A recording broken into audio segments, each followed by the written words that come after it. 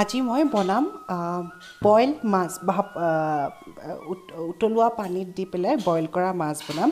তাৰ বাবে মই লৈছোঁ 4 টুকুৰা ভাঙোন মাছ। মাছকেইটুকুৰাত হালধি আৰু নিমখ সানি লৈছোঁ। এটা বিলাহী, 2টা পিঁয়াজ, শুকান জলকীয়া, কেইফুটামান নহৰু আৰু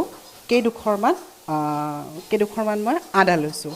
এইখিনিৰে আমি ধুনীয়াকৈ সুন্দৰকৈ এসাঁজ অসমীয়া ব্যঞ্জন প্ৰস্তুত কৰিম।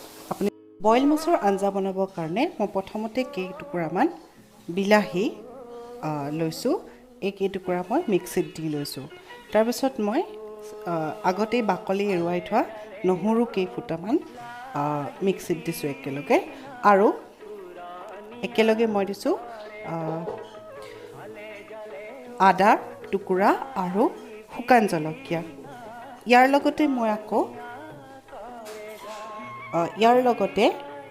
আকৌ দিছোঁ ইয়াত ডালচেনিৰ টুকুৰা আৰু এয়া জালুক, ক'লা জালুকৰ টুকুৰা 2টামান দিছোঁ। এইখিনি একেলগে মই মিক্সিত পেষ্ট কৰি ল'ম। গেছটো জ্বলাই লৈছোঁ, তাৰ ওপৰত মই সাঁচটো পাতি লৈছোঁ আৰু ইয়াত এতিয়া মই অকণমান পানী দিম। ইয়াত মই 1 লিটাৰৰ মগ এটাৰে আধা পানী দিছোঁ। 1 লিটাৰৰ মগ এটাৰে মই আধা পানী দিছোঁ ইয়াত। তাৰপিছত মই আগতেই এৰুৱাই থোৱা আদা আৰু নহৰুৰ টুকুৰা এটা এৰিছিলোঁ, সেইটো এতিয়া মই ইয়াত দি দিম আৰু তাৰ লগে লগে পানীখিনি উতলিবলৈ দিম। পানীখিনি ভালদৰে যাতে উতলিবলৈ ধৰে তালৈ মই অপেক্ষা কৰিম। এতিয়া আপুনি দেখিব লাহে লাহে বুৰবুৰণিবিলাক উঠি আহিছে, তাৰমানে পানীখিনি লাহে লাহে উতলিবলৈ ধৰিছে। উতলিবলৈ ধৰিলে মই 3টা ফালি লোৱা জলকীয়া দি দিম ইয়াত। 3টা জলকীয়া মই ফালি লৈছোঁ, 3টা দি দিছোঁ। এতিয়া মই আগতেই হালধি আৰু নিমখ সানি থোৱা মাছৰ টুকুৰাকেইটা ইয়াত পেলাই দিম ধুনীয়াকৈ।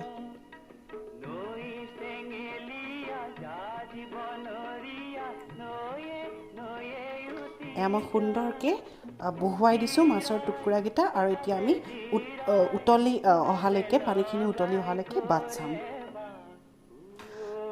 আৰু এইখিনি সময়তে মই পিঁয়াজ 2টা সৰু সৰুকৈ কাটি ল'ম। আৰু এতিয়া মই এইটো গ্ৰাইণ্ডাৰ লৈছোঁ। গ্ৰাইণ্ডাৰত আগতেই দি থোৱা বস্তুখিনি গ্ৰাইণ্ড কৰি ল'ম। মই দেখুৱাই দিছোঁ আপোনালোকক।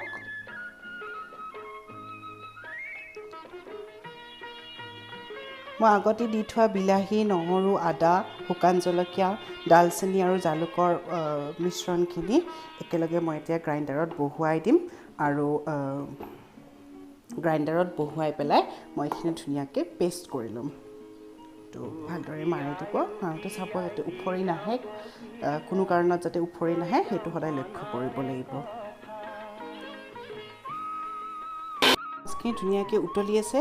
মই গেছটো একেবাৰে কমাই দিছোঁ গেছটো আৰু একাষে আনটো ছাইডত মই কেৰাহী এটা পাতি লৈছোঁ। তাত অকণমান তেল দিছোঁ। আপুনি মিঠাতেলো ব্যৱহাৰ কৰিব পাৰে, ৰিফাইন তেলো ব্যৱহাৰ কৰিব পাৰে। মই তেলখিনি ভালকৈ উতলিবলৈ দিম।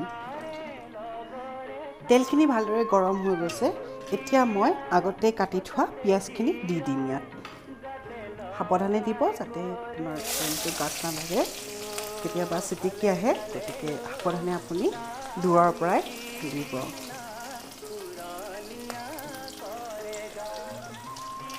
অকণমান হালধি দি দিম আৰু মই ইয়াত একেলগে অকণমান নিমখো দি দিম। নিমখ আপুনি হিচাপ মতে, বেছি নালাগে, অকণমান দিলে হ'ল। মই হাতেৰেই দিছোঁ আচলতে নিমখ, কিন্তু আপুনি নিজৰ হিচাপ মতে দিব পাৰে। এতিয়া এইখিনি ভালদৰে আপুনি লাৰিব লাগিব।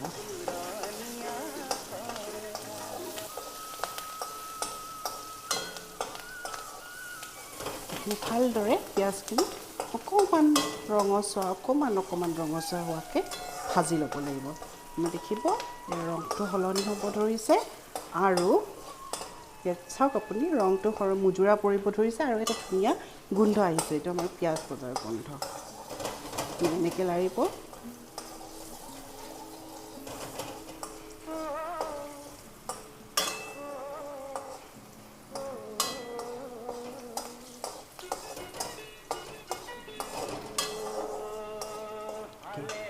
হৈ গ'ল। এতিয়া ইয়াত মই আগতে যে পেষ্ট কৰি লৈছিলোঁ,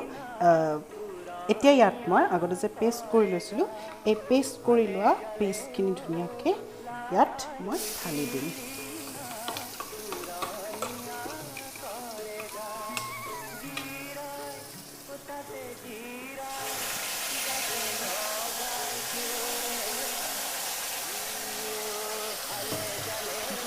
ভালদৰে লাৰিব লাগিব। মছলাৰ ধুনীয়া গোন্ধ এটা আহি যাব।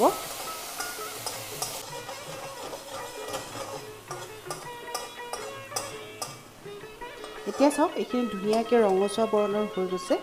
এতিয়া এইখিনি এই বকাই উতলি থকা মাছখিনিৰ ওপৰত আমি এইখিনি ঢালি দিম। আপুনি তেলেৰে সৈতে ল'ব লাগিব, এনেকৈ তেলেৰে সৈতে ল'ব, লৈ পেলাই আপুনি ধুনীয়াকৈ একদম মাছৰ ওপৰত দি দিব।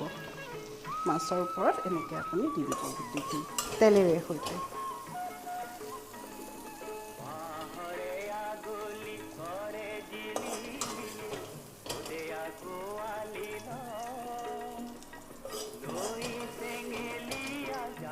আপুনি এইটো অকণমান সামান্য এনেকৈ লাগিব। চাওক আপুনি কালাৰটো চেঞ্জ হৈ গৈছে।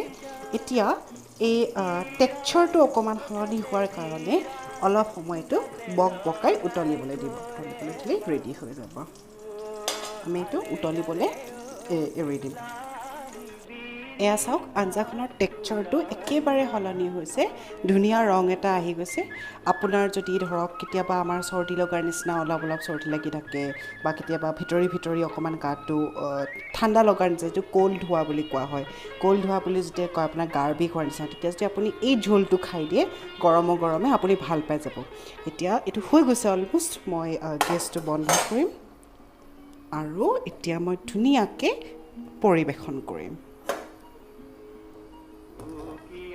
ধুনীয়াকৈ আপুনি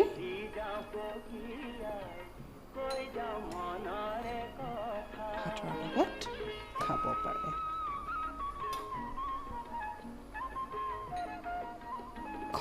আপুনি যদি বিচাৰে নেমু টেঙা অকণমান ইয়াত চেপি দিব পাৰে, কিন্তু আপুনি যদি টেঙা খাই বেয়া পায় তেতিয়াহ'লে নিদিলেও কথা নাই, কিন্তু নেমু টেঙা দিলে ইয়াৰ এটা অপূৰ্ব সোৱাদ আহে, আৰু নেমু টেঙাত চি ভিটামিন থাকে, গতিকে আপুনি অকণমান নেমু টেঙা ইয়াত চেপি দিব পাৰে।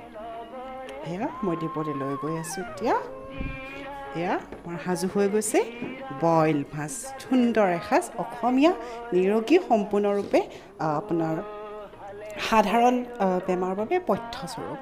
এইদৰে